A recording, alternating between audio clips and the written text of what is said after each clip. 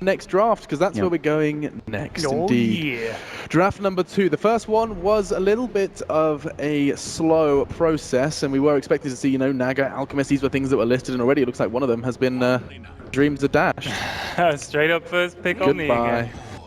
Bat Rider's banned out this time, He's though. banned, yeah. Bat was a massive influence in the last game, so that's going to change up the entire base. And we already see NP picked up their 2 heroes, and they go for back to their back to their style. So yeah, you were wondering about it, Ted. It's like they won so much with Warlock. Why did they ban it out themselves? Yeah, and we had that brief discussion. Yeah, so And the Mirana.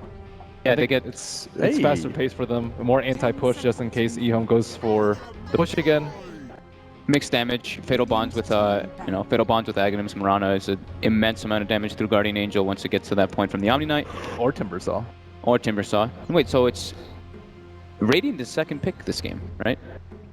Dire is first pick. Usually it's the opposite, right? Usually it's first pick Radiant and second pick Dire. So that's a little bit of a change up there as well than we're used to seeing. But I'm already feeling more strength from this from NP. Like it just gives them a mixed damage potential already. Like okay, these 2 are very magical based, but we do like to see them change that up and go for like their Sven, their Beastmaster, stuff like that. Yep, they were very effective in the group stages, Warlock and Mirana as well, depending on who was playing it, I think. But Envy's, he knows Mirana, so I think having the Warlock there, we've seen so many times in that mid game, a team fight starts. Big Fatal Bonds, you drop the rock, big Mirana rock, and the other teams just melt. With the Omni Knight, I mean, that's, when he GA'd in the last time, Alex, the reason that it was so effective is because it was all physical. So now it's not going to be as effective. He can sort of single target heal pretty well, but it's not going to be the same sort of, okay, you can't fight us for a few seconds that it was last time. Yeah, that's also too. That also is that they had a lot of like individual, like single target, and now this time already it's more open target. So the Omni Knight, he can heal somebody, but he can't heal everybody with one shot until he gets like mech online. Yeah. Not forgetting as well, to remind everyone while this draft is going on, Timber has been eliminated, but the winner of this has to play DC. They are waiting in the wings, just to clarify. That is where this bracket does take them. But step 1. I mean, honestly, the thing is, like, from MP's perspective, I mean, obviously, because it's single elim, they have to win this. I mean, the tension there, you lose one game, you lose the first game of the series, that's it, you're going home. There's no sort of, I will regroup. I mean, That's a big team talk, right? It is, yeah. Imagine that, like, was it 20-minute, 15-minute turnaround where you're sitting there in a huddle like, hey guys, we got to win this. One game of Dota. Yeah, so tight. Go back to more comfortable style. Right. Heroes that I mean, they had a couple heroes that they're used to playing there, but they picked some that just are more like situational based, especially like the Weaver. Weaver is something that I don't really see them picking that much. Exactly. Like, AUI usually just farms for 15 minutes, gets huge, and then starts joining the team. And Weaver's a much different hero. So can we put that around on the other foot and say with EHOME, when you're 1-0 up, you can actually go for some kind of risk reward plays, because if it does pay off, you've got that win. If not, you've got the fallback of a third in the series. Game 1, I think they kind of did that. You did that already. Like with the Lycan. Yeah, they're free rolling now. It's like, to them, it's like, well, we can lose this game. You could try something else, and then we get the next. I mean, if you figure that it's like a 50-50 shot, you only need to win one of the remaining 2 games. That's a nice spot to be. I could definitely see them going for the morphing that you were talking about, though. I think like with the Omni Knight, as you mentioned, like the team fight just becomes insanely difficult. And with the Ogre too, Ogre, I think as a support, you kind of have to concede the team fight with these 2 versus the Warlock Mirana. Warlock is just overwhelmingly strong, and if they wanted to contest the team fight, maybe something else. I don't know. What's a stronger team fight? Like Disruptor, Witch Doctor, anything like that? Yeah, stronger than Ogre. So I think they could go Morphling Anti-Mage or something and try and split push a little bit better. But NP with the Beastmaster, it's a little bit of both, and it also gives them a lot of push potential, because with the Warlock, they know that they can contest team fights. They want EHOME to defend. They want them to actually fight them alive. Beastmaster is a really good hero at that. And he helps you take fights on your own accord, obviously with Hawk, with Vision. And then they also have the Mirana ultimate, so they can really dictate which fights they want to take and which ones they don't. Like now, EHOME's job has to be either you just dodge the fights entirely, or you try and figure out a way to contest them. And like you guys are saying, once you've got Warlock and Mirana, pretty hard to contest that. You'd need something pretty special. But I thought their draft in the last game was so good and it's clever, and I think EHOME, they're the kind of team apparently that might be able to find a way. Innovative Lanham, right? That's what we said. Yeah. So, definitely showed it in the last game. I mean, I just already looking at MP's draft, you're like, this is just so much like easier to execute, so much easier to play with, because it's good at all stages of the game. Yeah. And it's got mixed damage potential. You're not really emphasizing on just one thing. Less criticism for the NP draft then already. Absolutely. EHOME dipping a lot into the reserve time. Less than a minute left. So Old approach to Beastmaster, you know, dealing with the Beastmaster. You fight Vision with Vision. Ooh, another Night Stalker. their team fight is just terrible. Their team fight is very awful now, yeah. 3 melee heroes as well versus a Beastmaster Warlock. So Warlock's he can get very easy Fatal Bond combos, and later on stages, if he decides to even scale Upheaval, it can be pretty detrimental to EHOME's lineup. So since you know that you already have the team fight sealed as NP, what do you go for? Do you just try and... Are you going to be able to win the Night Vision or the Vision game versus the Night Stalker? Are you going to be able to push hard enough into what they have? Probably looking at SVG's hero next and saving AUIs for last because they don't know the potential, what he's playing up Averse just yet. Do you think the fact that EHOME will be dodging these fights early means you could put like Aoi and Envy on these sort of farming heroes, later game heroes, because you know you're not going to need them until they're ready?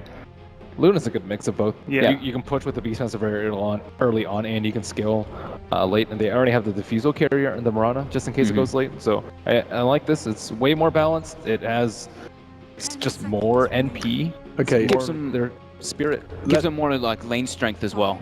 I just want to explore your criticisms towards EHOME. No team fight, bad team fight from them. What do they have? Exactly right. So like this is what I'm asking: is where did the strengths lie of their current 3 picks? So I know you guys aren't a big fan of Night Stalker the first time it was picked. they have a way better vision. I would say, despite Vision. they have double night vision heroes. So Slark and Night Stalker both have what used to be called Ultra Vision, which is full daytime vision or during nighttime, which is a big deal versus the Luna and the Beastmaster. Luna also has night vision, and Beastmaster has his Hawk for added vision. So if you don't want to take team fights and you just don't want to really take engagements at all, I would say early on in this game, especially once Warlock at 6, you need to be able to dodge fights as much as possible. So they're very good at playing elusive. Yeah. I mean, that Slark pickup pretty much entails, guys, we're not fighting. Like, we're gonna go for pickups. We're gonna, maybe some like laning dominance with the Night Stalker Ogre, but that's why I think the Luna pickup for NP was very good, because now Warlock, Luna, you know, multiple ranged heroes in your lane versus 2 melees makes it really hard for them to really contest. We'll probably see SVG playing more of like a disabling hero, because they only really have like, okay, they have Beastmaster and Mirana, but they don't have like just like that one last thing in their tri lane to make it a little bit better. Or they go for some type of dual lane with the Beastmaster, maybe something like an Undying to contest the Slark.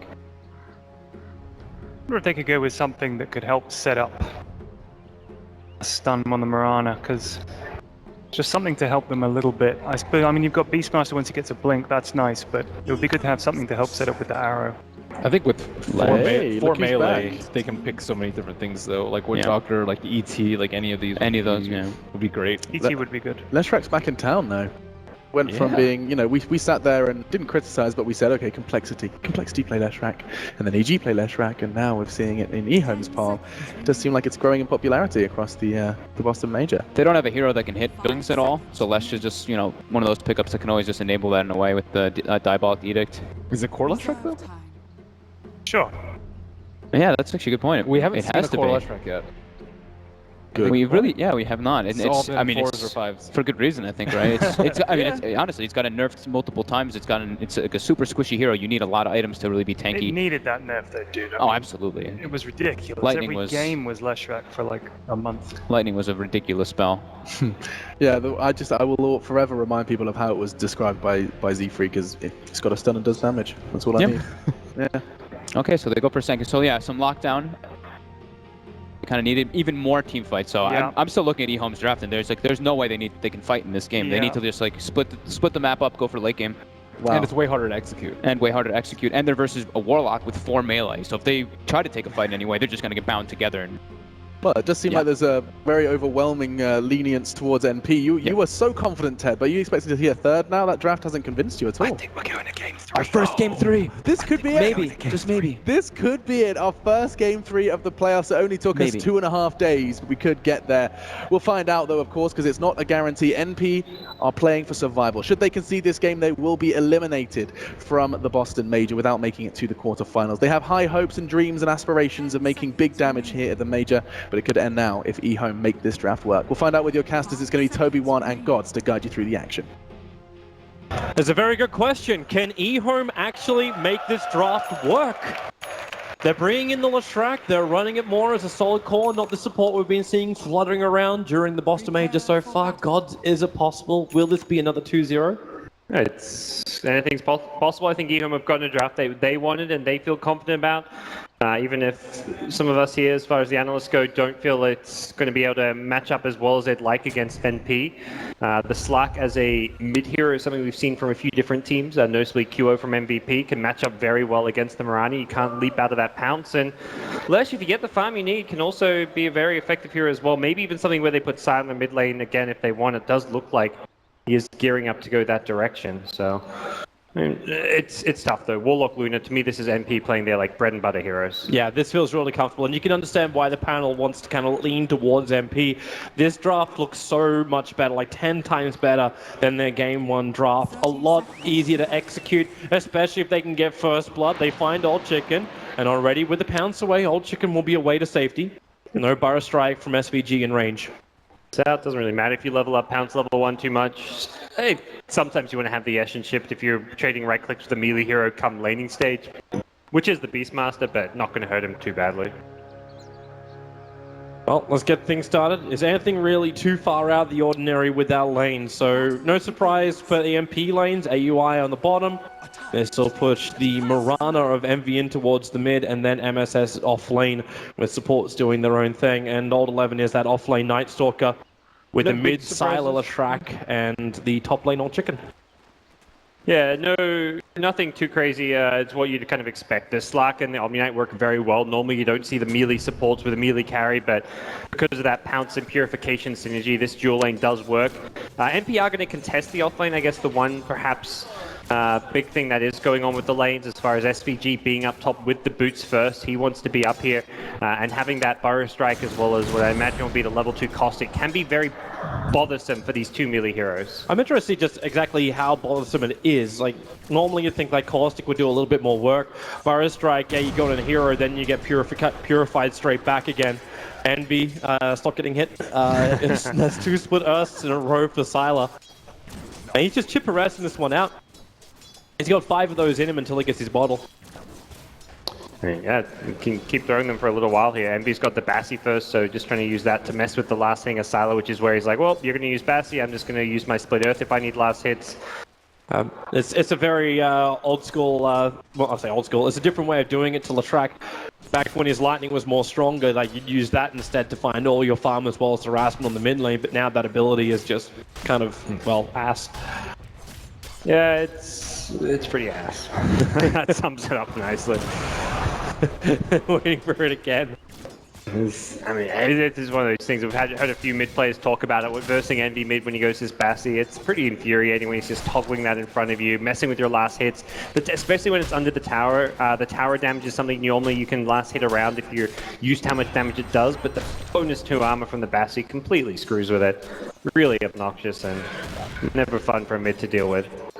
This pulling from SVG as well as MSS is messing with EHOME's equilibrium on that top lane, making life just a little bit more difficult for Slark. Currently, Old Chicken only at 2 CS on this off lane, compared to MSS who's managed to get 7 out of this. So this is a lot better start for the Beastmaster for NP in this game. Definitely exploiting the weak point of the Slack, which is his lane stage. If you can ever contest his lane, it definitely goes a long way. No, AUI is not having anything to do with that. That's a double damage rune. Ogre and Rose is too far away. Should also note too, okay, now he will. Like, Rose was holding on to his abilities, now he's gone the 1-1. Yep, this is what we're seeing most of the time, just completely skipping the upheaval because of how strong, I mean, we've seen so many fights won based on Fatal Bond, so the more targets, the better. And as much as upheaval is also an amazing spell, you really need to get 2-3 points in upheaval before it starts getting powerful. So it just means you miss out on too much damage from the Fatal Bonds to really justify getting it anytime in the early game. Even your base attack's probably going to bring more damage overall to the fight than something like upheaval. There's EHOME.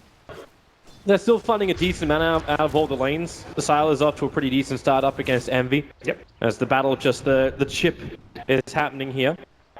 And Sylar's, yeah, straight up winning this lane 1v1. Not too sure without the lightning whether this is meant to be as Leshrac favorite as it is, but Sylar showing some good skills in terms of his mid mechanics. Gotta wait for that rotation. SVG, a very wild stun, and now Sylar returns it. Doesn't turn on his edict, however. just as happy to harass the SK back out. So, interesting rotations coming in from SVG. Yeah, perhaps a bit of those land jitters to get down a game playing one of your first big lands. You see a missed Pyro Strike there. Sylar sitting pretty in this middle lane now with 18 CS. Top of the CS charts with the 4-minute runes coming up. Both mids have their eyes on it. MV trying to contest for that top rune. This time SVG hits the mark. Sylar cannot get enough life in time. Now it's Lanham who steals a haste rune. Looking for that extra target. Got a little bit of extra help from the Edict damage, but now with the help of Garda, Purification still a little bit too far out. So the chip damage is there, but the kill still goes the way of NP. That was a bit ambitious from Sylar, thinking he could just walk through the river to get a room with a Pyro Strike Starstorm damage. Even if it's not a Starstorm, it's like an arrow or something, he could have been in a lot of trouble. So Sylar just kind of overestimating just how tanky he is there and gets punished for it. Needs to perhaps pick up some raindrops when he can afford it. If you want to make plays like that, you can block the Pyro Strike damage at least, but as it stands, all 3 cores of EHOME still getting some decent CS. Luna may be top of the CS charts, but it's not by a opportunity on bottom margin. lane. Rose, Old 11 starts having a crack at him. Support was on its way. Lanham's a little bit too far off, and with the Lucent Beam, distance is created, but this is the nighttime fighter. And Old 11, very simple pick-off when he finds that hero so far away. Yeah, that's a nice kill to get when you first hit that nighttime phase to get the Night Stalker rolling.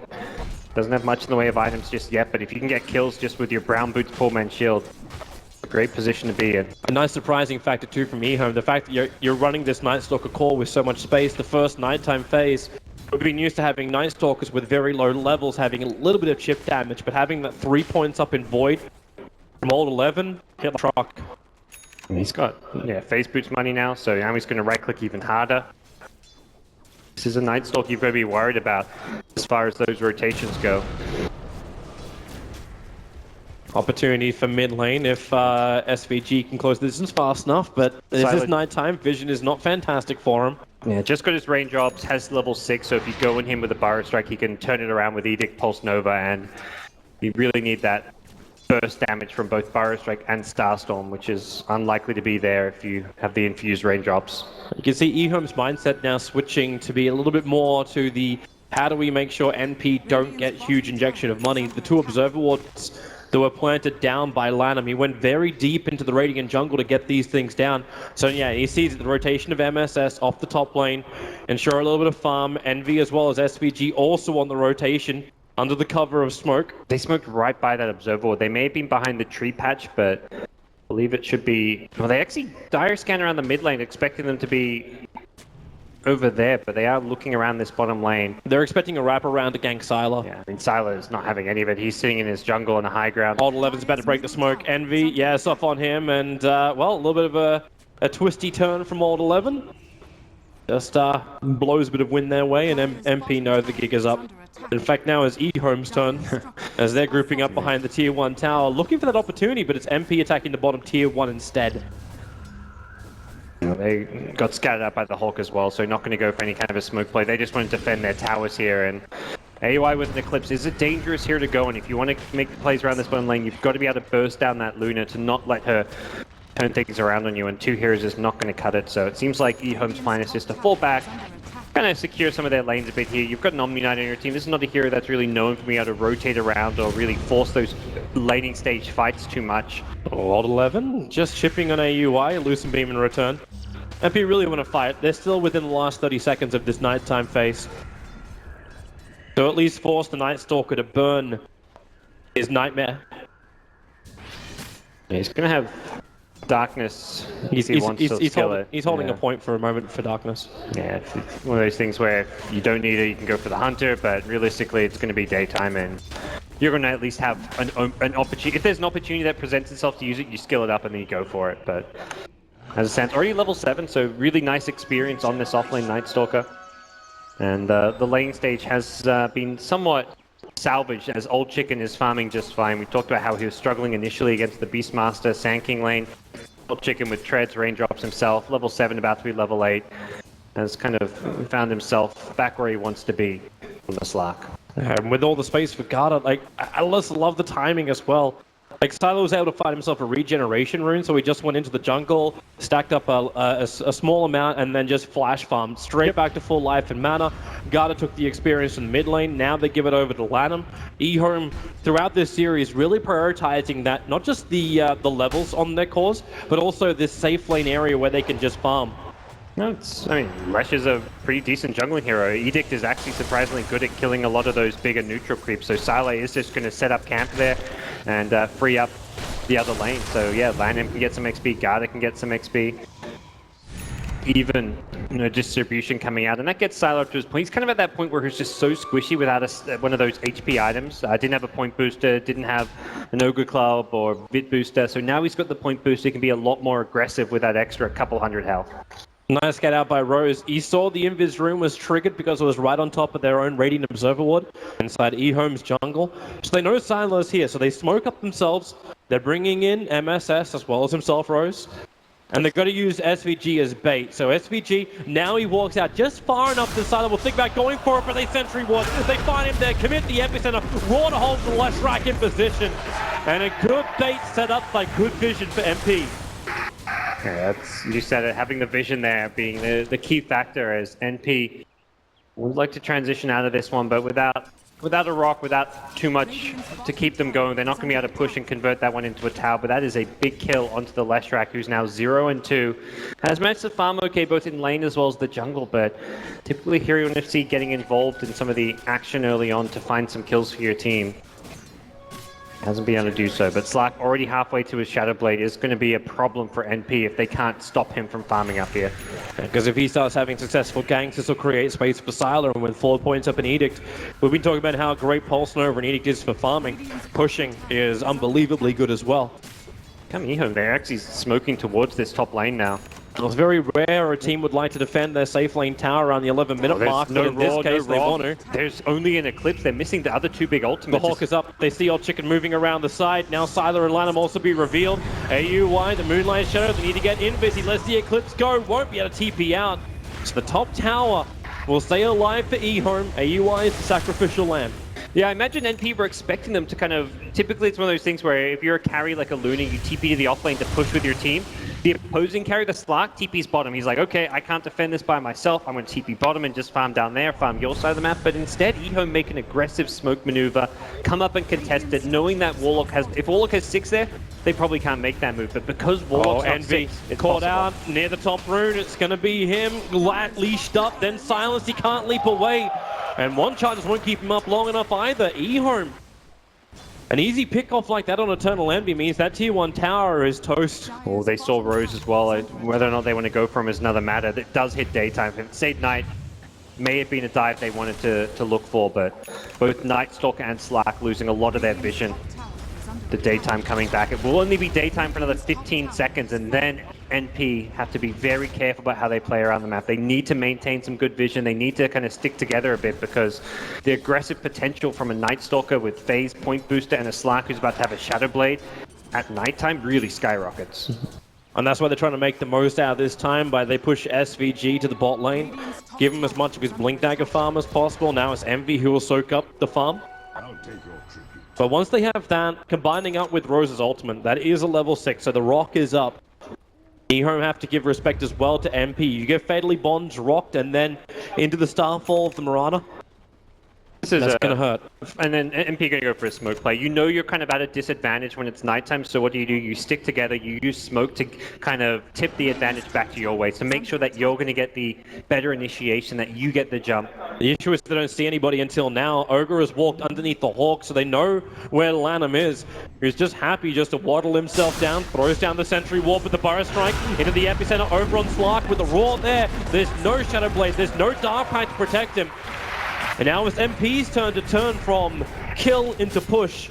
They'll get a tier 1 tower at least. That's such a good kill to get. Right as he buys the Shadow Blade, you stop that first gank coming out. Slack probably realized he'd been spotted with the Shadow Dance being removed, but he probably just assumed it's a ward up there and he's not going to get jumped. But MP were there ready to jump him, and keep your eyes on mid. MV's going to TP in, and so a swing and a miss for the arrow. An old 11 and Rose. Doing a little dance. I see nothing. I see nothing up a hill. Rose may not know it, but he should be pretty damn scared right now. Let's be very happy Old 11 hasn't finished up his Aghanim Scepter, only 2,000-ish away from having it. And then Rose's position hiding in the trees. You know why he's there. He's waiting. Do they see him? Yeah, they saw him. They're going to split Earth. They get the stun. He's deep inside the tree line, however. And EHOME don't want to dive in that deep. Trying to take advantage of the Roar being down. They know they can't get too aggressive because of the Rock, but ideally finding a pick before the Roar comes back up was going to be the play there, but it's now back online. 5 seconds away is that Roar. Moonlight Shadow looking to initiate for NP. With no fortification, and the Luna was too far out, AUI spent a lot of time farming on the top lane. So it was taking them too long to get back to the mid with no TP scroll available for him. They're pinging, right? There was no way to get in. EHOME could potentially... Oh, EHOME can't really do that. They can, but... they don't have... they're pinging the ward. That's more likely. That's probably the slack. Like, there is still a ward here, guys. Let's take it out. Yeah, the courier goes up, scouts it, and should be dewarded. More money for Sylar, right? Bring on the Bloodstone. Sure. Yeah, that's what he's going to be looking for. Old 11, the Roar is out. There is a quick purification as well as Repel. So Old 11 getting a lot of that life back already. And now the Necro units move forward and back. We play this dance. Surprised he didn't just nuke down that red Necrobook with the Repel. Would have been some nice cash for him, but probably wanted to save the nuke and be ready for a fight that is about to break out. Should flag the fact that Sylar doesn't have mana to TP back to mid at the moment. He's a little bit short, so this is EHOME accepting the loss, not looking to fight. So a straight tier 1 tower. Expect some kind of fishing arrow from MV pretty shortly. Got to look for EHOME. And we hit the standard position for a Dire side team. They can just flank around the back. Old Chicken with the invis maneuver. Can jump in close too. SVG not taking the bait for a Burrow Strike. Yeah, he's trying to buy time to get Sylar back in fighting shape and also to scare MP off. MP don't realize exactly where Sylar is. They don't know that he's back healing and wasn't ready to fight. Otherwise they may have pressed their advantage a bit more, but they reposition and will look to jump from the high ground. Oh, that Observer Ward. Gonna see the Slark running down because Slark loses his ultimate, so now he realizes EHOME, something's up. Yeah, they know NP can see him. What are we saying there's a ward? He doesn't know exactly where is the main thing, which side of the river it's on. NP aren't even going to fight. They just bail out. So if EHOME want to bring 5 players to the mid after that farming on the Latrak, just move to the top lane, fight to the tier 1 tower. And they still want to have that fight. EHOME doesn't want to give it to them, but they have GA. Is that the mech? Okay, now actually EHOME will want to give it to them. The mech's flying out in the courier. Yeah, they may feel confident enough to fight into Warlock's ulti now. They just dewarded too. It's daytime, but they can pop the darkness, so they'll have a long enough 50-second darkness duration for this fight. And if they can burst down something like a Warlock. Sentry Ward, they saw Old Chicken. Old Chicken comes in close, of course. When he loses that ultimate, he knows they can see him walking in close. There goes your Roar with the Lucid Beam. Rock will drop. A little bit too far away to link them all together with a Fatal Bond. It's only Lam as well as 11 who are locked together as the old men. And without that first initial kill, there's this nice powerful Garda protected by that Repel. It's going to last a little bit longer, getting back in range of the creep wave. The stun, keeping out the Golem. Old Chicken with another leap up, but SVG is there for the Burrow Strike. Arrow flies up, and it'll be Lana stunned and held. They go for a second Fatal Bond, and now it's MP rolling through. They'll beat Lanham down. And it's a double kill for MSS. Garda and Old 11 licking their wounds. Not only will they lose 3 heroes, this is 2 towers as well that MP will claim. Just a Warlock doing the most damage in a team fight of his whole team. That Fatal Bond at the end, catching 4 heroes, making all the difference there for NP. Fantastic patience coming out from Rose to make sure he found it, and it's too difficult for Slark to fight into them. Even when he scouts out the sentry, baits out the rock early on, he still can't fight because of all the AoE. There's a Burrow Strike, there's a Starstorm, there's arrows flying around, there's wild axes, there's too much AoE for him to deal with in a fight like this, and I think EHOME are just better off not trying to fight into NP, but playing the split push game until they get another item or 2. Slark needs to tank up a bit more, get his Echo Saber, maybe even an item on top of the Echo Saber before he's truly ready to try and engage into NP in that kind of situation. Well, the Echo Saber would be nice, the Agony needs to be completed, the Bloodstone, all these things you start listing. EHOME needs space on the map to farm, and maybe that is just it, it's a game of traits now for them. Find the farm every way you can possibly get it, but you also need to see what's happening from NP. They had a lot of NP info are watching there. EHOME very closely. They knew NP were 5-man pushing top. They had mid lane to farm. They had bottom lane to farm. They had the Radiant jungle. They had a lot of open areas on the map to play around, and they took the more aggressive, risky approach, which was fighting. It was high risk, high reward. If they win that fight, it slows down NP's 5-man. It gets them a big advantage, but it was one of those scenarios where Slack just isn't quite ready to fight. Even with some nicely skilled play from Old Chicken, scouting out the Sentry Ward, he managed to Dark Pact off the Roar. Even with plays like that, they're still not winning the fight. Because of this fight now, NP is starting to pick up some big items. The Blink Dagger wasn't there previously for SVG. He'll have that. Combining it with the Aghanim Scepter. This is that combo we were talking. Like the Fatal Bonds plus that double Starfall damage and EHOME. They will just have to bail out as quick as they can. And this gives more space for AUI to be effective in the fights. He's not the one that EHOME can just initiate, pop down, and then just say, hey, we will now win the physical DPS. Yeah, this is multi-hero threat. Even the Beastmaster, once he has a Necro 3, can dish out some great single target damage. He can kill almost anyone he wants if they don't get protected by an Omni-Knight. If he gets a Roar up on a Lesh or a Slack with the Necro 3, those heroes will melt very, very quickly. EHOME ideally need to find a good next fight. They've just picked up the Bloodstone. They want to start racking up some charges and seeing things swing their way. Using smokes is fine, but I think smoking into the 5-man of NP where you're going into the rock plus Fatal Bonds can just be devastating. It's a level 4 Fatal Bonds. Rose knows how powerful this spell can be, opting to max it out by level 7, and that's something EHOME just have to respect. They just have to win on positioning then. You're going to have the Night Stalker Ags up right now. In fact, it's coming on the Courier, so Alt 11's going to have that huge vision advantage against NP. Take the fights you know you can win. At all other times, fall back, defend from inside your base, and then come back out again. It's not as though NP have a lineup which will keep you pressured inside your base. There's no Naga Siren pushing in every single lane against you. There's none of this like Slark threat which EHOME has. Ideally, they want to be going on the Warlock before he can use his spells, but it's very difficult to do because they don't have any great gap closes. There's no Blink Daggers. I mean, Slack can try and Shadowblade through, but Warlock's always going to be seen behind Sentry Ward, so to get to the Warlock, you're going to get spotted before you can get there. Night Stalker, same thing. You may be able to see the Warlock where he's positioned behind people, but you can't actually physically get to him because heroes like Sand-King, Beastmaster, Mirana are going to be between you and that Warlock. So trying to stop the Rock and the Fatal Bonds from coming out is much easier said than done. Well, if there is a team that could potentially do it, we'll see how EHOME approach it. But now, they're still farming up underneath that MP ward that's been there for a very long time inside the Dire jungle.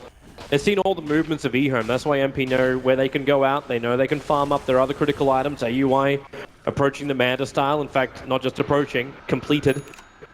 He's got a lot of farm on himself with a couple Ancient Stacks recently to kind of slow things down, gone into this farming phase. Once you win that first big fight and you get the edge because you take 2 towers. Sylar gonna slow him down a little bit of lightning. Gunner's behind it, and Envy, he knows he's in no peril. Sylar doesn't have a Yule Scepter, so there's no easy setup for the Split Earth. But anything he could do to stop feeding charges to Sylar. With that Bloodstone being up, you know that Lesh wants to be involved in a really good fight.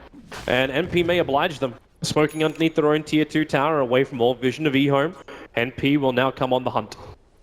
The NP are ready to go with the Manta pick up, with another Rock up. They've got their ultis, they're ready to fight. Level 3 Necrobook, Mirana with the Ags. There's not really any key items that they're missing. Everyone's probably saying, are you ready to fight? Yeah, I'm ready. I'm ready too. Let's go. The only thing they're lacking is the Moonlight Shadow from Mirana.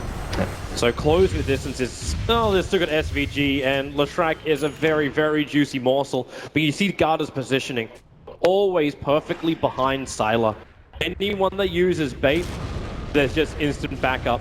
Yeah, the way the Warlock's the problem hero to deal with on the EHOME side, it's the Omni-Knight for NP that they have to find an answer for. They don't have diffusal buyers. They smoked on the Hawk.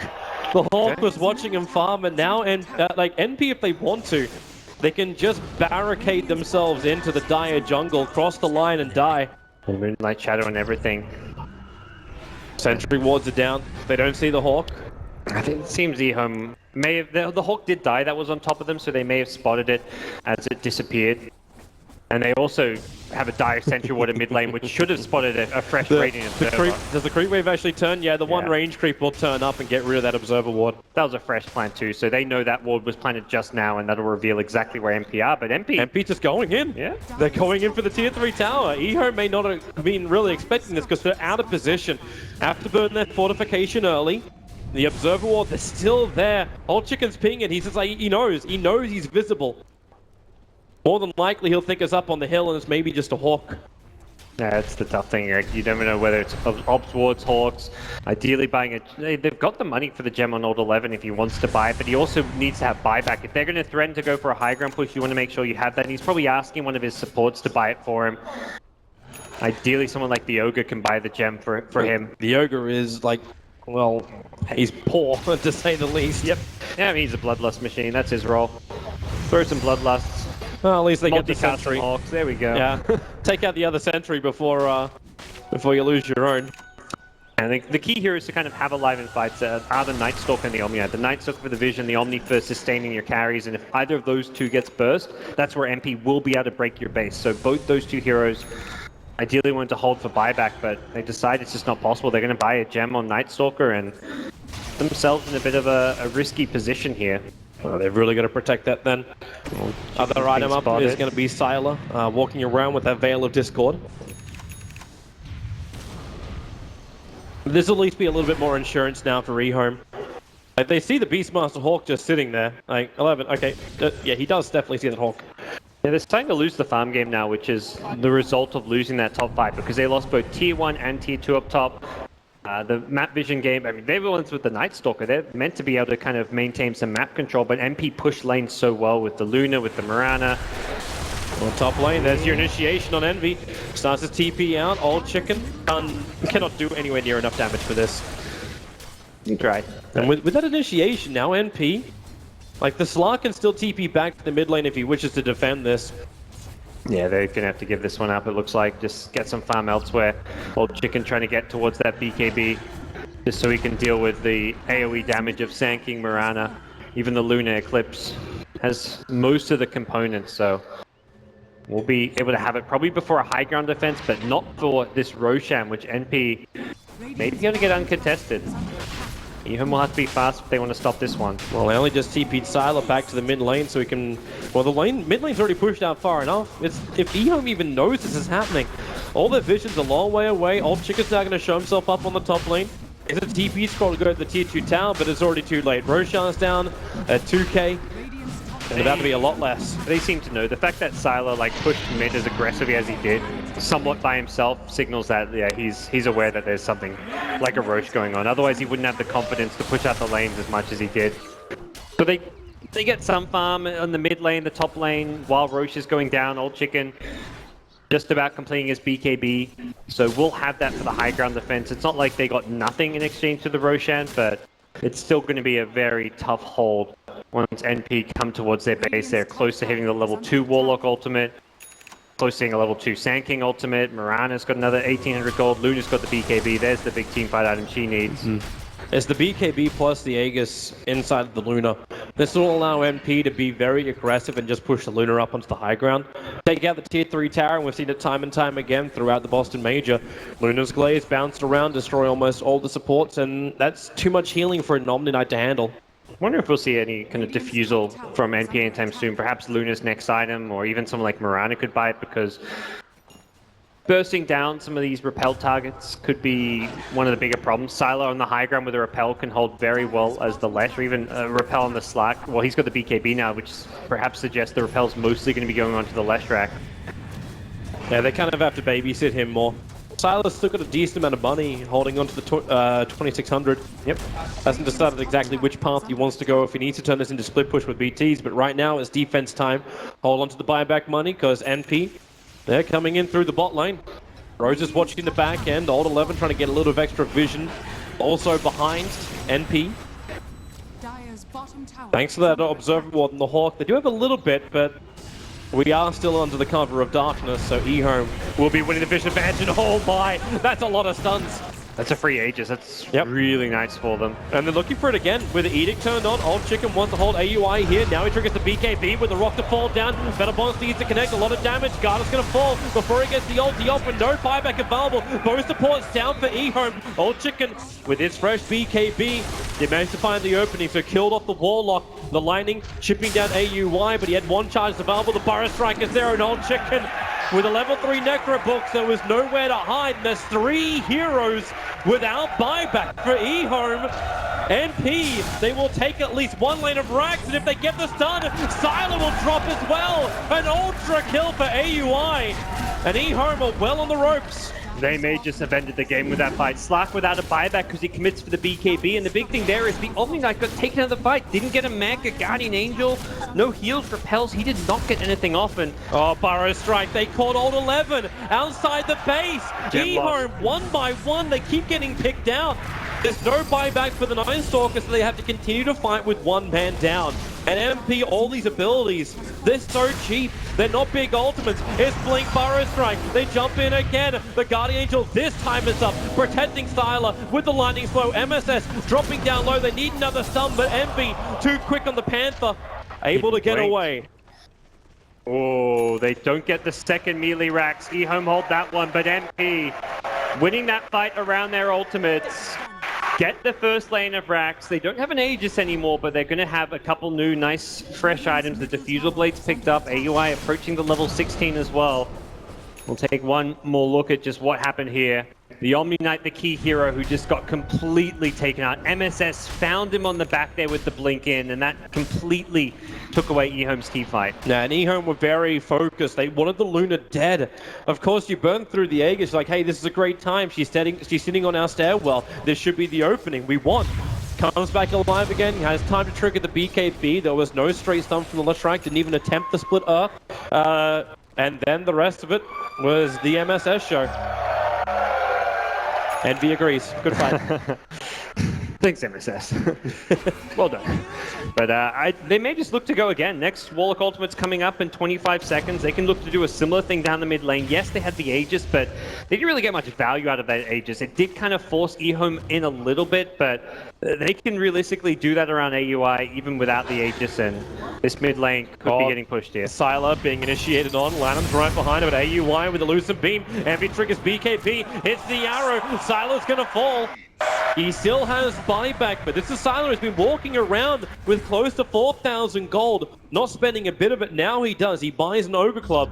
I think he's had enough of the magical damage. He must be going for a BKB. Yeah, I think it will be the BKB, but he's going to have to perhaps buy back if they want to defend these racks. There's no glyph available. Watch Old Chicken's maneuver. Coming in from behind. He wants the opening. Remember, MSS has that gem available, so Old Chicken starts to fight. Gets BKB off, dodges the stun from SVG. He's been kited. That's BKB and Shadow Dance down. And buyback. And the Lesh buyback. That's about as bad as it gets for EHOME.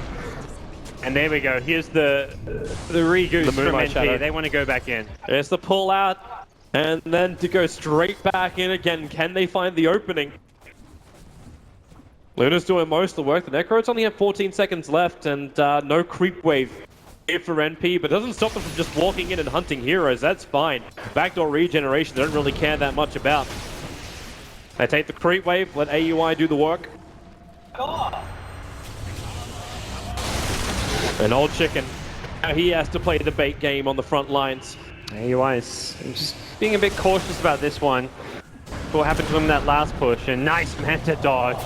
BKB is up as well right now for Envy. They jump in, the rock will hit. The Fatal Bond is perfect. This could be it right now. EHOME, they are being moonshined out right now by NP, and there it is. GG! Our first game of the playoff to reach a third game in the series. Very well executed by NP. They found their timings. They grouped up when they needed to around the Luna, the Beastmaster. They just had such a strong 5-man pushing force with all the attack speed auras coming out from the Beastmaster, the physical damage from the Luna. And then they had the teamfight edge, the Warlock, the big hero that won them that first deciding fight at that top tier 1 tower. That was kind of the difference maker there. Rose has proven time and time again what he can offer in a team